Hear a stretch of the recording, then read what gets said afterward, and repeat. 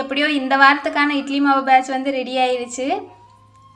போன டைம் இட்லி மாவு ஒரு சொதப்பல் பண்ணி விட்டுச்சு. காலையில் எழுந்திரிச்சு கரெக்டாக அவங்க வேலைக்கு போகிற அன்றைக்கி, டே ஷிஃப்ட் போகிற அன்றைக்கி அந்த மாவு வந்து அரைச்சி வச்சுருந்ததுனால எப்போவுமே அந்த மிஸ்டேக் பண்ண மாட்டேன். லஞ்சுக்கு வந்து சாப்பாடு தான் வச்சு கொடுப்பேன், பிரேக்ஃபாஸ்ட்டு மட்டும்தான் இட்லி ஊற்றி கொடுப்பேன். அன்னைக்கின்னு பார்த்து பிரேக்ஃபாஸ்ட்டுக்கு லஞ்சுக்கு ரெண்டுக்குமே இட்லி ஊற்றி கொடுக்கலான்னு இட்லி ஊற்றி வச்சுட்டு ஒரு 20 நிமிஷம் கழித்து ஓப்பன் பண்ணி பார்த்தா இட்லி சுத்தமாகவே வரல. இந்த துணியில் ஃபுல்லாக ஒட்டிக்கிச்சு. அது உளுந்து நிறையா சேர்த்தா எப்படி இருக்கும், அதே மாதிரி ஃபுல்லாக துணியில் ஒட்டிக்கிச்சு. வேறு வழி இல்லை, என்ன பண்ணுறது. தோசை ஊற்றினா தோசை வருமா வராதான்னு யோசிக்கிட்டே தோசை ஊற்றினேன். அவசரமாக 4-5 தோசை ஊற்றி பிரேக்ஃபாஸ்ட்டுக்கு லஞ்சுக்கு கொடுத்தாச்சு.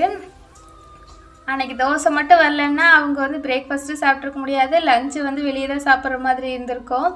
இன்றைக்கும் அப்படி தான், அதே அரிசியில் தான் ஊற வச்ச. ஒரு வேளை அரிசி தான் ஏதோ மிஸ்டேக், நம்ம அரைச்சா மாவு நல்லா தானே வரும் அப்படின்னு சொல்லிட்டு அரிசி தான் ஏதோ மிஸ்டேக்னு நினச்சிட்டு இருந்தேன். அதனால் அதே அரிசியை வந்து அளவாக ஊற வச்சு பார்ப்போம் அப்படின்னு சொல்லிட்டு ஒரு 3 டம்ளர் அரிசிக்கு 1/4 டம்ளர் உளுந்துன்னு சேர்த்து அரைச்சி ஊற வச்சுருந்தேன். ரேஷன் அரிசிங்கிறதுனால உளுந்து வந்து கொஞ்சம் கம்மியாக தான் சேர்க்கணும், அப்போ தான் நல்லாயிருக்கும். இல்லைன்னா வந்து நல்லா வராது, இட்லி நல்லா வராது. அப்படிங்கிறதுனால 3 டம்ளர் அரிசிக்கு 1/4 டம்ளர் உளுந்து மட்டும்தான் சேர்த்துருந்தேன்.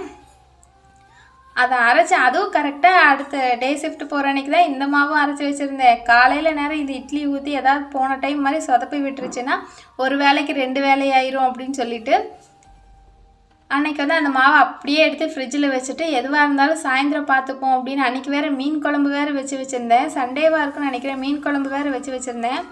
அதனால் காலையில் இதெல்லாம் செஞ்சோன்னா சொதப்பிடும்னு சொல்லிவிட்டு எடுத்து ஈவினிங் வச்சுட்டு மீன் குழம்புக்கு, பழைய மீன் குழம்புக்கு இட்லி வச்சு சாப்பிட்டா சூப்பராக இருக்குன்னு சொல்லிவிட்டு ஈவினிங் தான் இட்லி ஊற்றி வச்சேன். அதுவும் அந்த இட்லி எடுக்கிற வரைக்கும் எனக்கு மனசே இல்லை, நல்லா வருமா வராதா, எப்படி இருக்கும் இருக்காதுன்னு சொல்லிட்டு யோசிச்சுக்கிட்டே இருந்தேன். ஒரு வழியாக சூப்பராக நல்லா சாஃப்டாக வந்துடுச்சு. இதை நம்பி மீன் குழம்பு வேறு வச்சுட்டோமே, நல்லா வருமானு நினச்சேன். நல்லா சூப்பராகவே இட்லி வந்துடுச்சு. ஒரு வழியாக மீன் குழம்பு கூட இட்லி வச்சு சாப்பிட்டோம். நம்ம மேலே ஒரு கான்ஃபிடென்ஸ் இருக்கலாம், ஆனால் இந்த அளவுக்கு இருக்கக்கூடாது, ஓவர் கான்ஃபிடென்ஸ் இருக்கக்கூடாதுன்னு அன்னைக்கு தான் நினச்சேன். அதனால் காலையில் பிரேக்ஃபாஸ்ட்டுக்கு கூட இப்போல்லாம் இட்லி ஊற்றுறதில்லை, டின்னருக்கு மட்டும்தான்.